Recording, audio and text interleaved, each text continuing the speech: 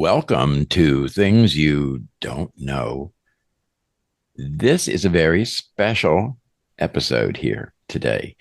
We have been graced by the presence of a very nice author. She's a really nice lady, too. Just as an aside, I don't know her real well, but she is a friend of Dr. Deneen's, and I am going to let him introduce her now. Okay, thank you, Dr. Weaver.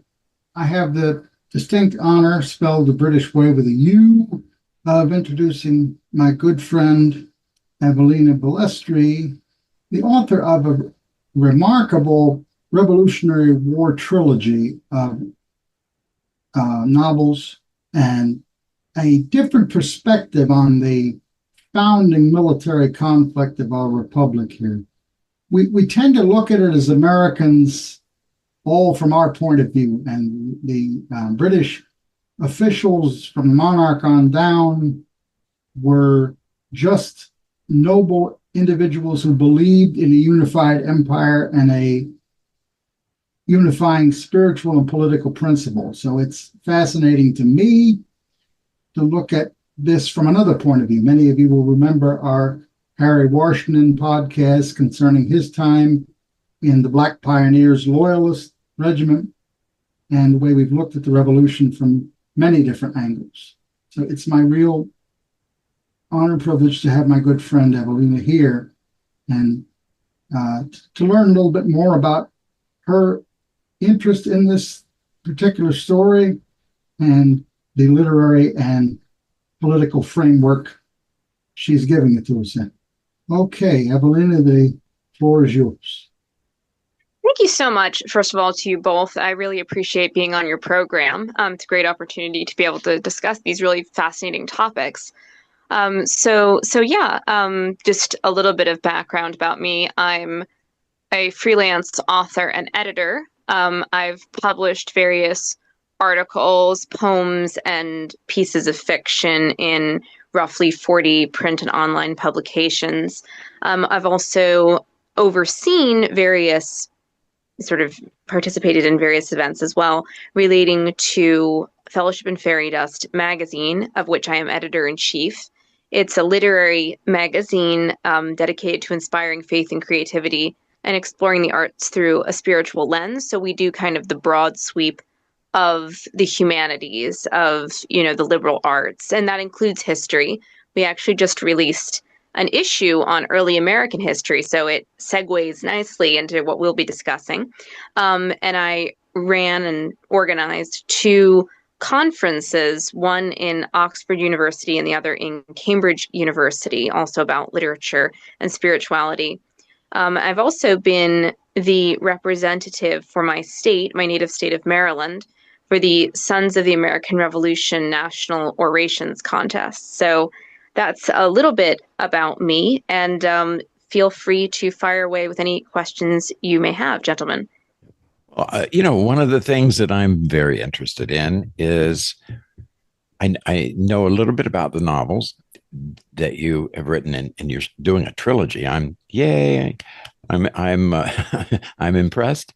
I'm really interested in the why you would choose this and what your particular, because I know you have some very interesting kind of perspectives on this, on the topic of the revolution and how religion and whole ramifications of all the social and psychological issues that went into who did what and that sort of thing. But I'd just like to get a little bit of information about that, if you wouldn't mind.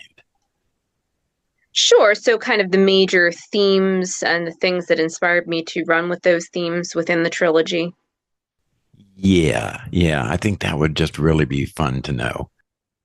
Sure. So fundamentally, I always wanted to write an American Revolution story. I'd always been interested in the time period, the wider time period of the long 18th century, the age of horse and musket. I tried to write various stories, some that may yet be resurrected, who knows, but I'd never set on a particular plot that I felt worked in a kind of it can stand on its own 2 feet way. And at times, there's a concern that some people will write a novel or a series of novels because they really like a setting, but they don't have a good kind of premise or reason why they're doing it, what the story actually is. For me, this particular story emerged gradually, but I would say a key overlap that brought it into being was reading in my teen years occurrences during the late American War by British Sergeant Roger Lamb, a participant in the American Revolution, and and the autobiography of a hunted priest by Father John Gerard, who was a Jesuit missionary to England during the Elizabethan persecution of Catholics, who ended up captured and imprisoned and tortured in the Tower of London, only to eventually evade martyrdom by making his escape from the tower. So a very, very interesting story. And it kind of overlaid in some interesting ways with Roger Lamb's story, even though Roger Lamb is an Anglo-Irish Protestant. But his background is that he too escaped imprisonment twice. First time after he becomes a prisoner of war in the aftermath of the surrender at Saratoga, and the second when he becomes a prisoner of war in the aftermath of the surrender at Yorktown.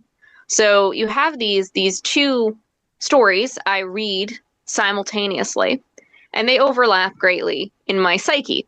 So over time, I began to think, well, wouldn't it be interesting if there was some way I could write a story that kind of combined elements of both of these, that dealt with Catholic recusancy, which had been a long-term fascination for me, but also dealt with the American Revolution in some way, and particularly the British experience of it.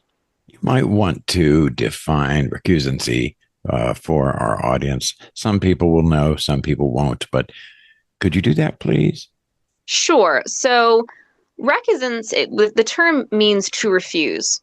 And what it pertains to is people, mostly Catholics, but also dissenting Protestants would be called recusants as well, that they would basically refuse to take either the oath of supremacy or the subsequent, oaths and acts that were being passed by, the Church of England within England, and at different points the rest of the British Isles and the rest of the empire as it emerged.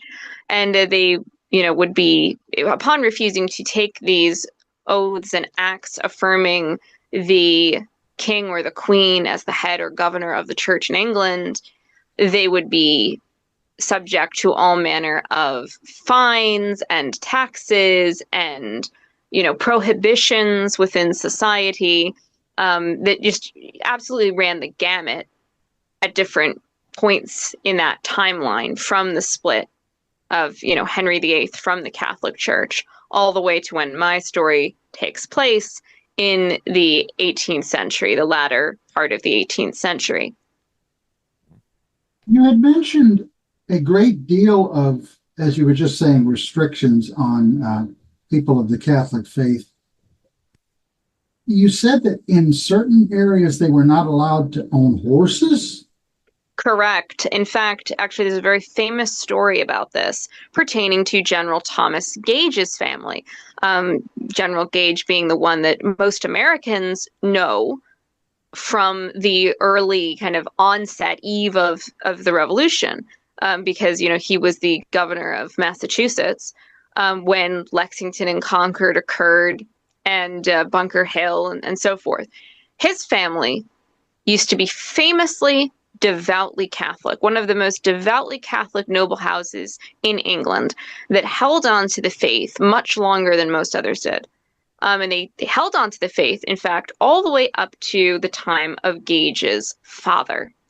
And what ends up happening, according to family legend, is that Gage's father and also Gage's father's cousin, they finally give in and they take the test axe because of the straw that broke the camel's back, effectively, which is the government trying to confiscate the racing horses from them. They were very into their racing horses. And so the cousin in particular is like, no, no, not the racing horses. So it was one of these things that different laws would be enacted at different points. And so it was not like this was something I tried to be clear about in the writing. It wasn't always like a universal, this is always the case in every instant. But it certainly was something, especially in the aftermath of the Jacobite rebellions. So in this case, the aftermath of the first Jacobite rebellion, the 1715, new regulations and restrictions were being placed on highly Catholic areas and highly, like, famously Catholic families and so forth, to try and pressure them into giving up their faith. And as we can see with the Gages, in some cases it worked. So that was very much the case. And we get to see this with regards to our protagonist, our fictional protagonist, Edmund.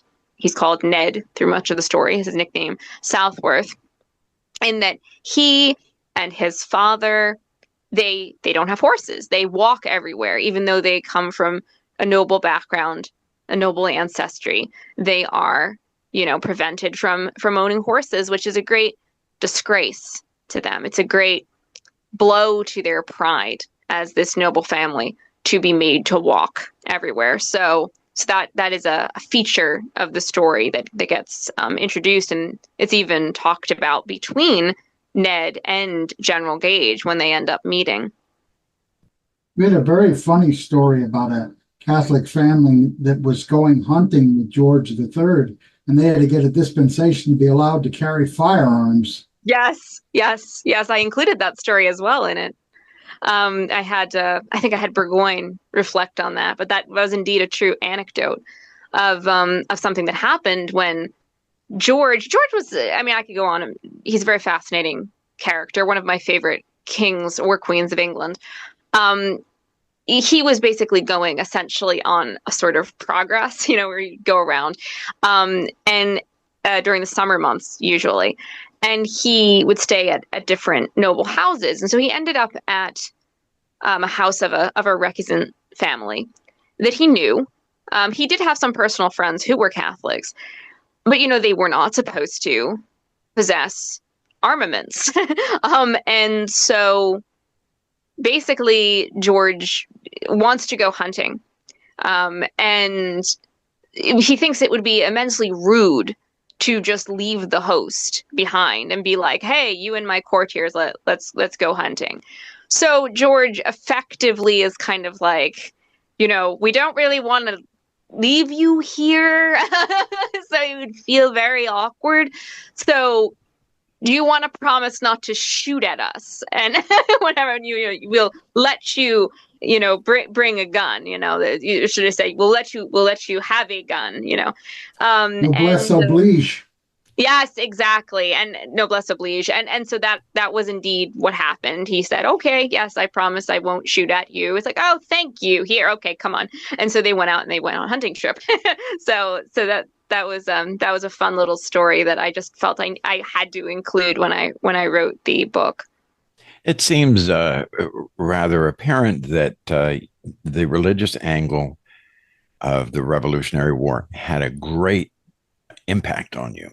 One of the things that I have always found very curious about that is that the United States has, and even back before it was a state, when it was a colony, there were different pockets of highly disparate religious beliefs and customs and faiths. And it's amazing to me that they didn't compromise and go with what Great Britain was propounding, and instead compromised with each other, because they were very, very different factions. Mm-hmm. How does that impinge upon your storyline at all? Well, yes.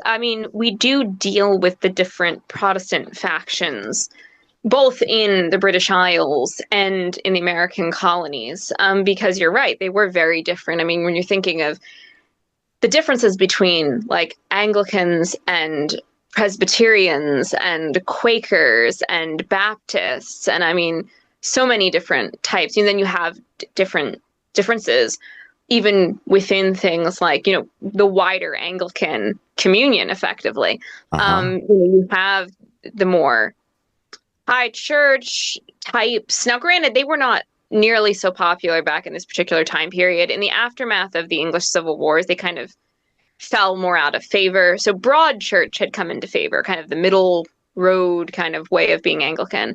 But you did still have people who, for example, leaned more Puritan, that were more kind of hardcore, wanting to purge all elements they deemed to be papist. They were actually way more similar to Presbyterians in their kind of theology and mode of worship, but they were different in terms of organization, how they would organize the churches, and etc. So you did have people like that, and we do have within the story characters both in the British Isles and in the colonies who pop up from those different persuasions. Ah, interesting intrigue there. I like that. It's amazing because my family goes back to Jamestown. Mm-hmm. Yeah, and so I know a little bit about what they thought, what the religious things that they were thinking about. And I know that it was extremely different than, for example, the Pilgrim. Oh, yes. Okay. And to imagine those two groups, just those two, getting together and saying, yeah, we're going to fight the British and do, is amazing to me.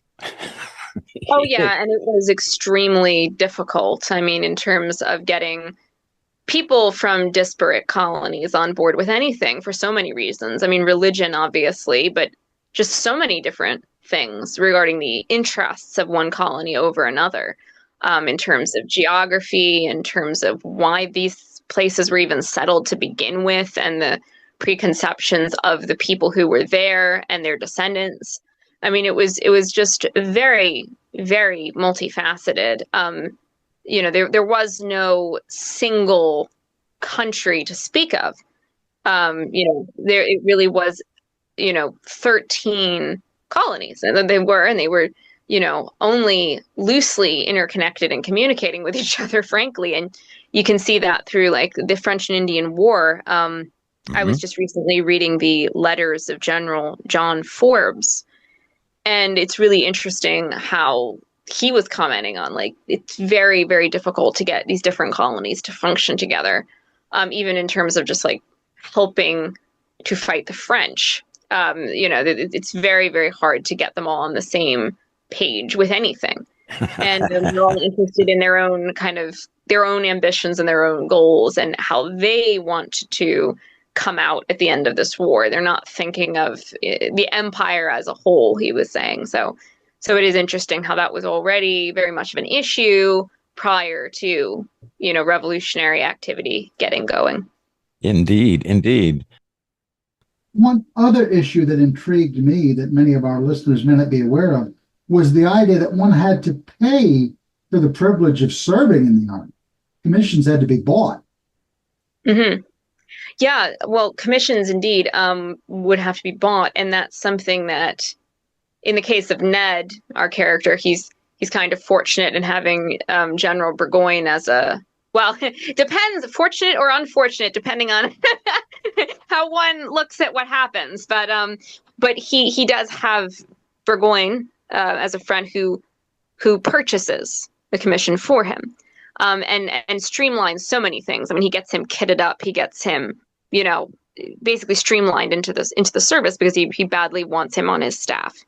And so that's something that happens. But you're right. Yes, it definitely was the system of things. And at various points, like, for example, in Burgoyne's life, you have situations where he will sell his commission when he's down on his luck, and he was down on his luck a lot. He came into and went out of money all the time.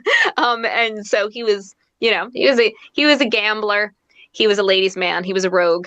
And so, he definitely had that experience a lot. And it was one of those things where you sell your kit and your commission, and then you think, I'll get it back when I get the money back. It went around like that.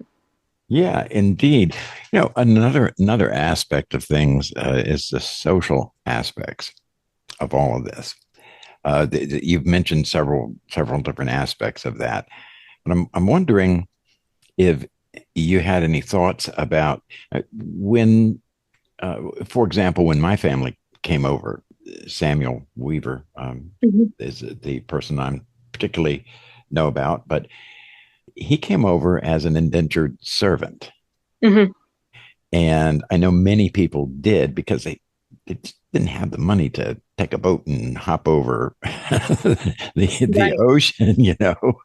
So, the way of dealing with that, my ancestor was able to shorten his 7-year period of indentureship by a couple of years because he was good at what he did.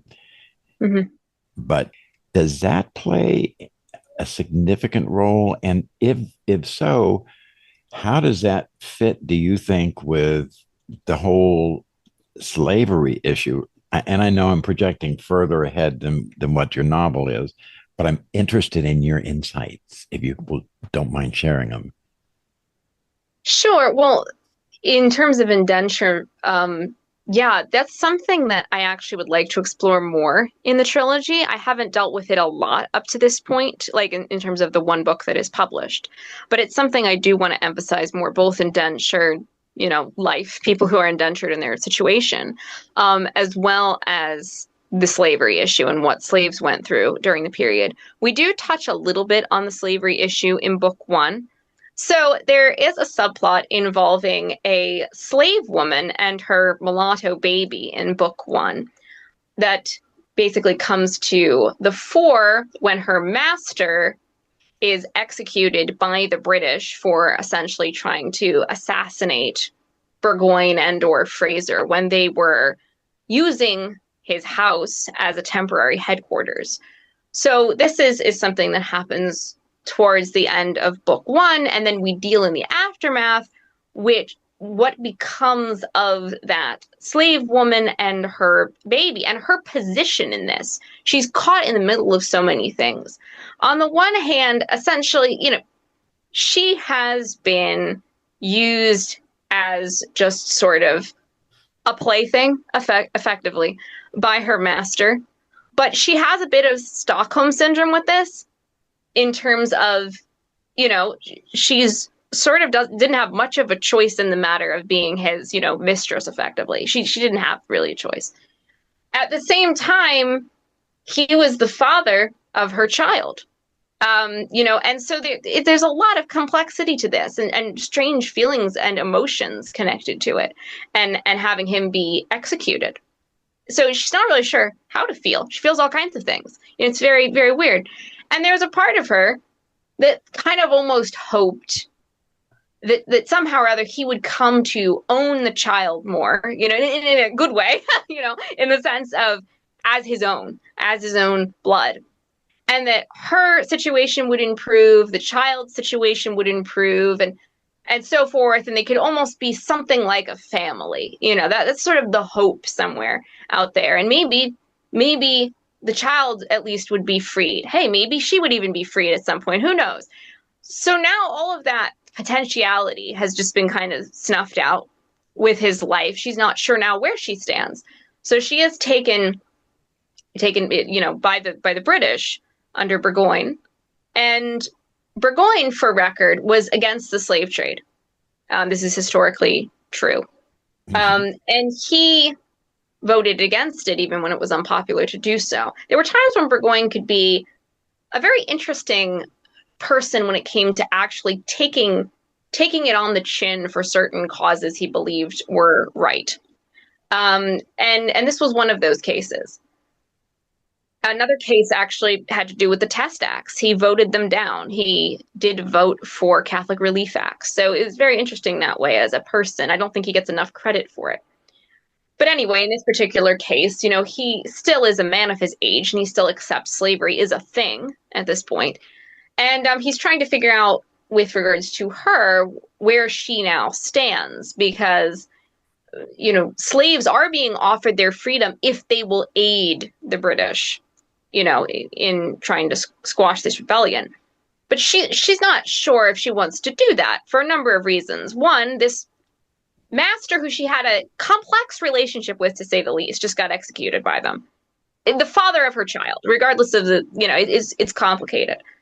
Two, they're essentially asking her to tattle, and there's something that she just doesn't feel very comfortable about doing that. Especially because honestly, among slaves, there would be a kind of a code of no tattle, So it's difficult for her to think of tattling on other people, telling on them, hey, this person, that person is involved in rebel activity to the higher ups. It's hard for her to process doing that. Yeah, Sean had some very interesting things that he uncovered in doing some research for one of the podcasts that we did concerning the manipulation and use of enslaved peoples on both sides. Mm-hmm. Yes, I was going to say there's a great deal of ambiguity in these relationships. One of the very first podcasts we did concerns a gentleman by the name of Caesar Drake, who is buried just a few blocks from my home in the Baptist churchyard. He had bought his freedom before the revolution, but remained on friendly terms with the man who had formerly owned him, even joined his church, and plays a large role in getting supplies to Continental forces under heavy fire, even in his 70s, and fighting for the right of free people in New Jersey to vote, despite the fact that New Jersey is the only northern state that maintains slavery, I'm sorry to say.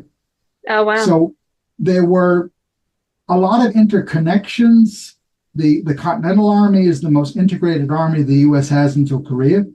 And conversely, the British free almost 100,000 people, including Washington's former dog keeper, Harry Washington, that we've done a podcast on, who becomes a Canadian judge and later leads a group of men to settle Sierra Leone. So it's not as absolute as we might think. I'm sure relationships develop. Mm-hmm. Not that I'm in any way justifying sexual abuse and slavery at all, but as you say, there was a code, and this woman had some feelings for the man who had fathered her child.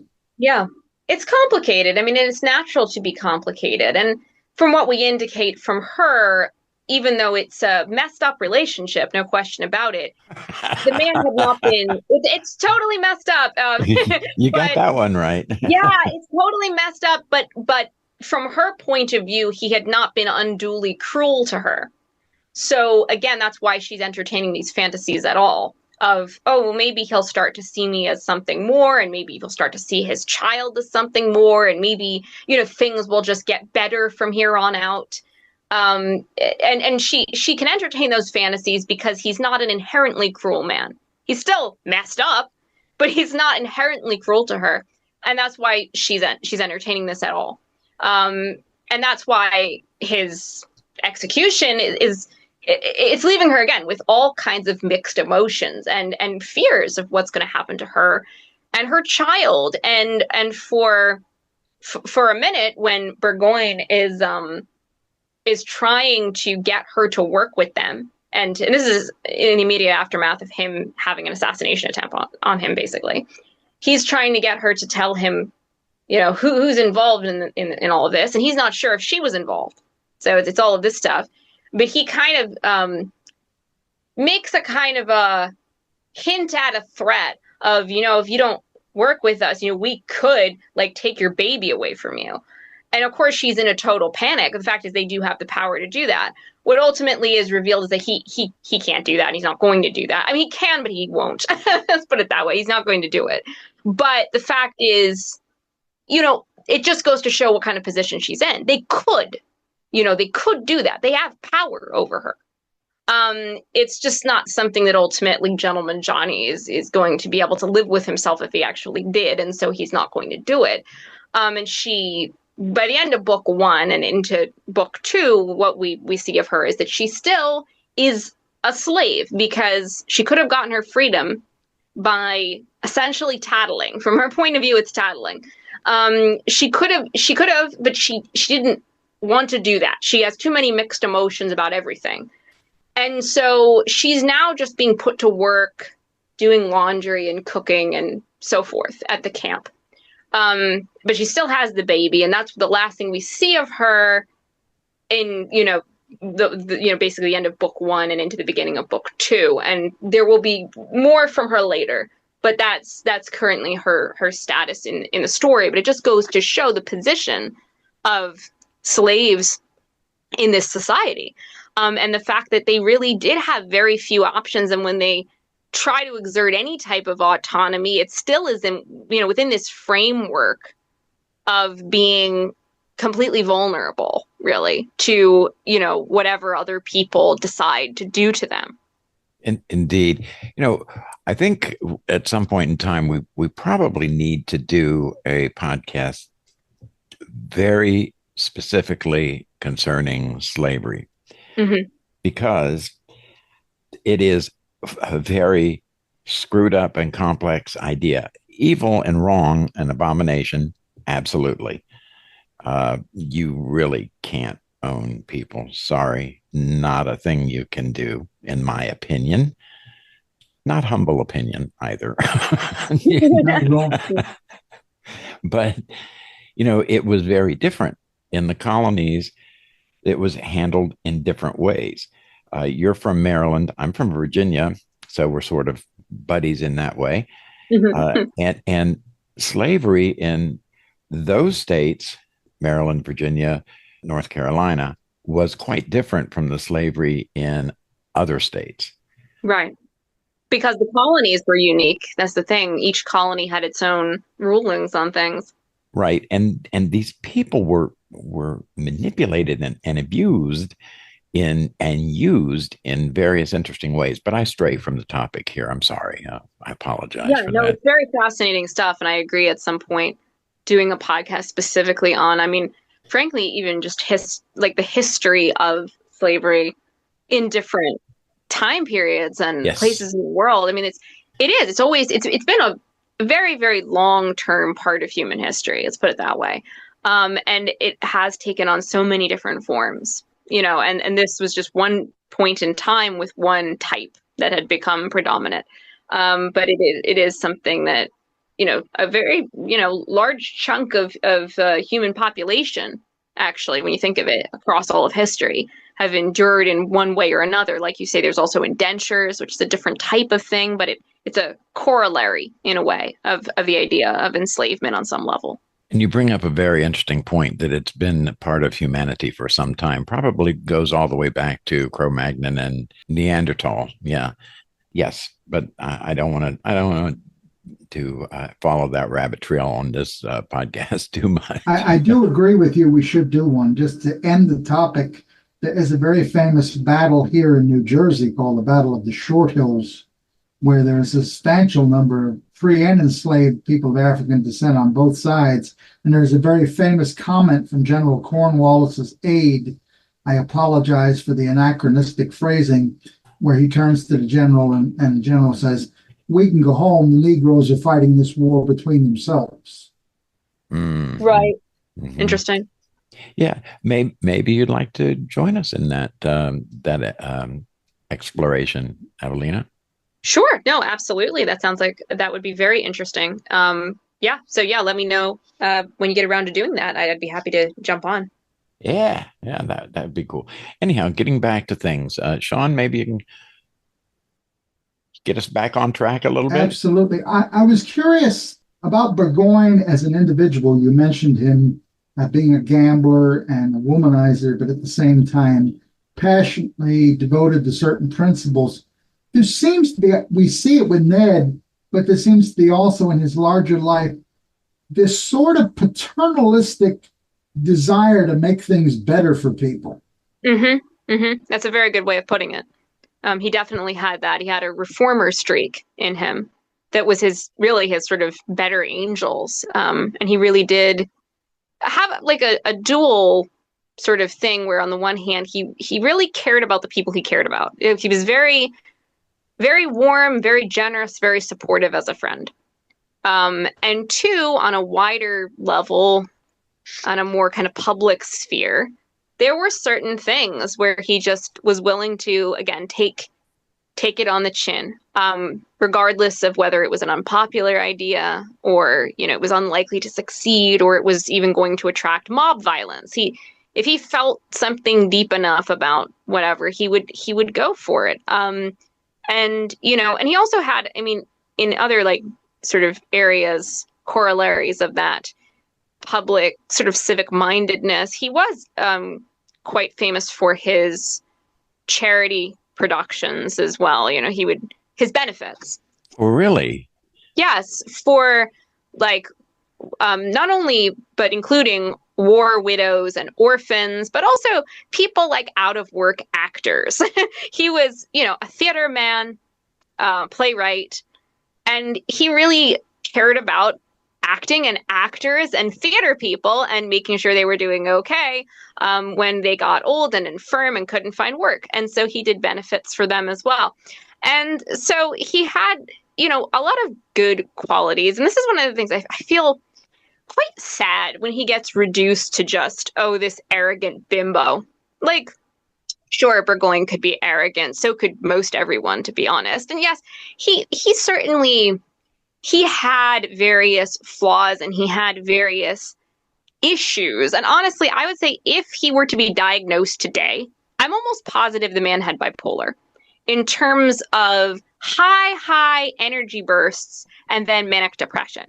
That's what he suffered from and tried to basically deal with his whole life. And, be triggered by various things like the death of his daughter and his wife. And, then the death of many of his friends. So, he struggled to stay above this, but, I think that it's hard not to admire him for his love of life and art and culture. And he was a bit of a scholar, really. I feel like this is, again, something that gets skipped with him a lot.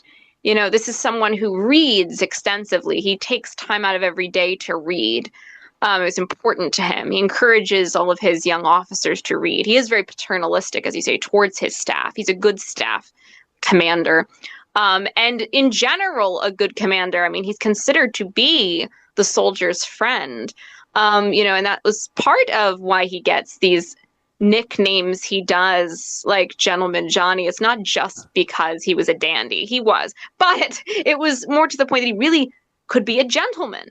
And that's a good thing. It wasn't just, I feel like the sort of thing we think of, he liked to, dress in the latest fashion. He did, but that's not the fundamental thing. The fundamental thing was that even his enemies admitted that he was humane and tender. That he says, he has a great quote where he effectively says I'm paraphrasing it here, but the measure of our courage must be tempered by the measure of our compassion. That he has this consciousness of Christianity. Again, I quote, that even though he's not a very chaste Christian, he is famously, a philanderer. But he still has this element of Christianity that comes out, I think, most when it comes to the idea of mercy, with the idea of natural law, with the idea of a higher law. In one case, when he is deliberating and doing an inquest about war crimes, there's someone basically who's being, interrogated says effectively, I was given orders to do X, Y, or Z thing. And Burgoyne responds back, then you should have disobeyed. If I were in that position, I would hope I would have disobeyed, because there's a higher law. And again, I just feel like all these elements of Burgoyne. He had another great line that, again, I'll paraphrase, that he was talking about stories and art and what any art or story should be measured by, and that's how much it connects to nature, sense, and truth. This is not just a stupid man. This is not a man who can be reduced as just an airhead, and he does a lot, sadly, but he's not, he wasn't in his various, kind of capacities in life, whether it was, his running of a regiment, which he actually did quite well, his writing of military manuals that were ahead of their time, his interest in world literature, his translation projects, his interest in history, his awareness of the importance of faith. Actually, I just thought of another line from him regarding faith adds to reason double force. But this is not someone who just should be reduced to, oh, the sort of the dandy who lost at Saratoga. The man had his flaws. The man had his faults. The man, was imperfect and made a lot of blunders. But I think that we need to remember that he also had a lot of good qualities, which is something I do try to show within the trilogy. If I may say, I think you show it quite well. I have a quote Thank about you. Burgoyne from Washington's aide, Henry Knox, that I think sums it up very well. He said, in Burgoyne, the roar of the British lion was reduced to the purr of a pussycat. Oh my gosh. Yeah. Oh, yeah. Well, I think the thing is that I feel like, okay, here's what I would say. Johnny was a great fan of Richard the Lionheart. And he actually translates material, the old romances of Richard the Lionheart, that were, rendered in various ways in France. So these are French language romances. He translates, he adapts them, and he puts them together into a play about Richard the Lionheart. I have him reference his love of Richard within book 1, and it's going to come up again in book 2. But I think that he and Richard were actually very similar in a lot of different ways, both in the good and the bad. Yeah, they both struggled to control their passions. They both, they loved the women and the wine, etc. At the same time, they both could actually have a very keen religious impulse. They also were extremely brave, personally brave on the field of battle. They would both ride around where the danger was thickest and take the risks, and show that to their men. And they both end up, not succeeding in capturing, the city of their choice. For Richard, it was Jerusalem, and for Burgoyne, it was Albany. And they both end up as prisoners. And so there's layers to that connection, really, that was interesting. It was like a fusion of this. But what I would say is that the Lionheart, legacy is in Burgoyne, to a lot of extents. Now, obviously, he wasn't, I would actually say Richard the Lionheart was a genius military man. Burgoyne wasn't a genius, but he was still good at what he did on the level at which he was best at, which was a regimental commander. I honestly think the Saratoga campaign was too big, honestly, for him. And there was a lot of Murphy's Law, but just the very, very end was just, I would say, as a sort of come round of all of this, is to say, I actually think Burgoyne did represent the roar of the British lion in his person and in his bravery. So I think that actually he did live up to that chivalric heritage. So I don't think completely that it was the sort of the mew of a pussycat or whatnot. I actually think there was a great deal of lion in Burgoyne, and he was imperfect, but so was Richard the Lionheart. They still were Lionhearts. So that's my 2 cents. Absolutely. I think Knox meant it in his sort of nurturing, affectionate, merciful qualities. That I would agree with. I'm not sure if Knox meant it that way. But I would agree with that interpretation in terms of that is true of him. But I'm not sure if Knox meant it that way. Indeed. In terms of the Saratoga campaign, without giving us a campaign lecture, much as I would enjoy it, can you say a little bit about why Benedict Arnold, who was still on the American side at that time, even if Gates took most of the credit, was able to outmaneuver him in that battle? Something tells me that could go into a whole thing. So let me, I'll just say of Benedict Arnold in the battle. Maybe I'll come at it a different way. Arnold was a very physically brave person, and a very tenacious, and a very ambitious, and a very driven person. In a way that even though Gates was very ambitious, he didn't have that kind of stamina, nor the willingness to put his body where the bullets were in that same way. So Arnold absolutely garnered the, affection and, sort of cheering on of troops better than Gates did, for sure. Now, when Arnold shows up in my trilogy, this is in the aftermath of Saratoga.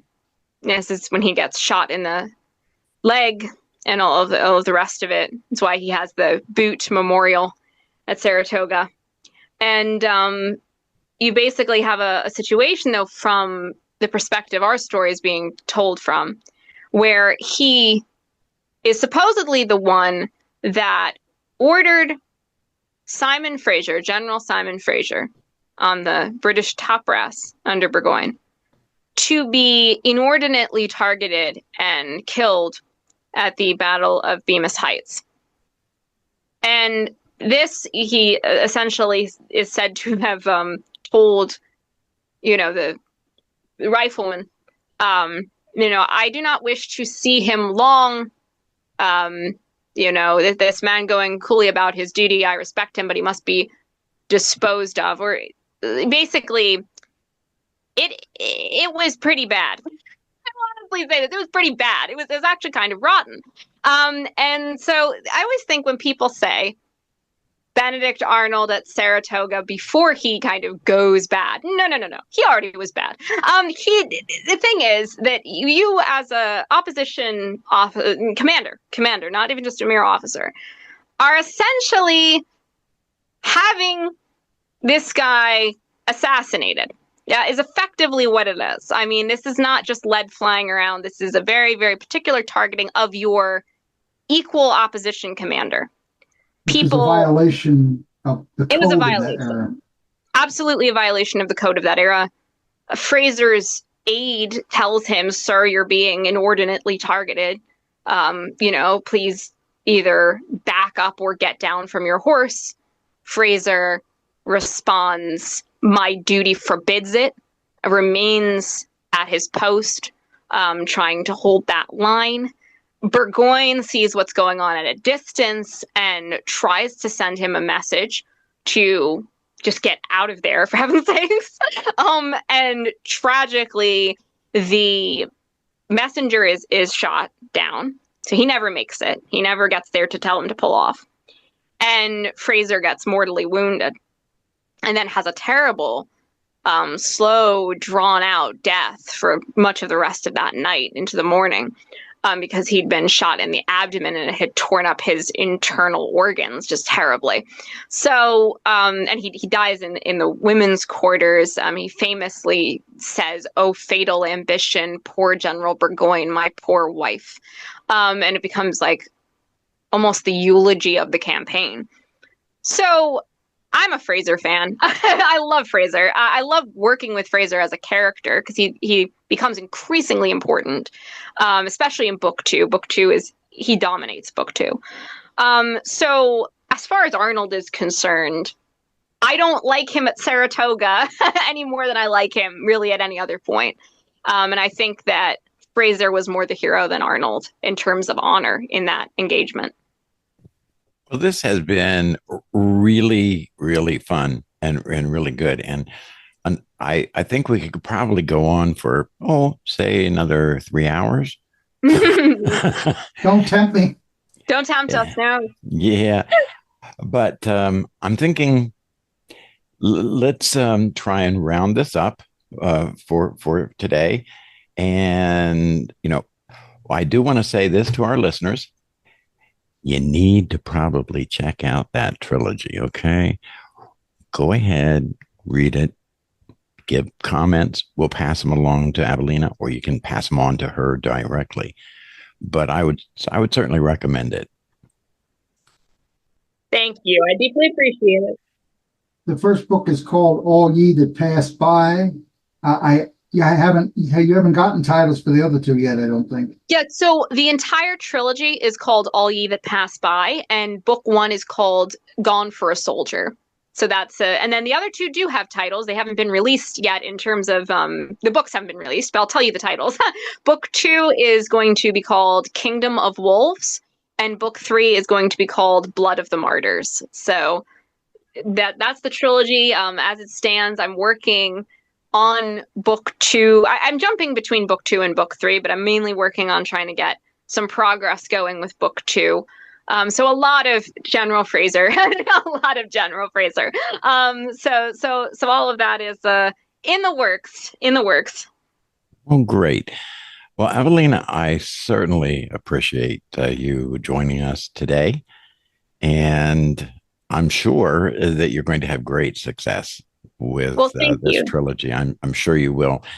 And, you know, you're a delight. And again, I want to thank you.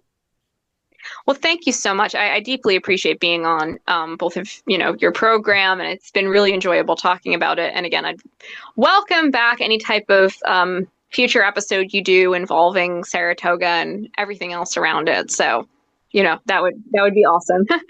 Yeah, we've covered a lot of ground today, haven't we? We did. We went all over the map, didn't we?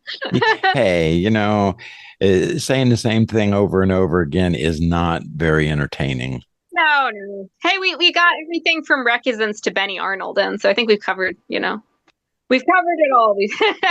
Indeed, we have. So, and that's great. So, for now on this, I'm going to say goodbye for now, and please come back and join us again.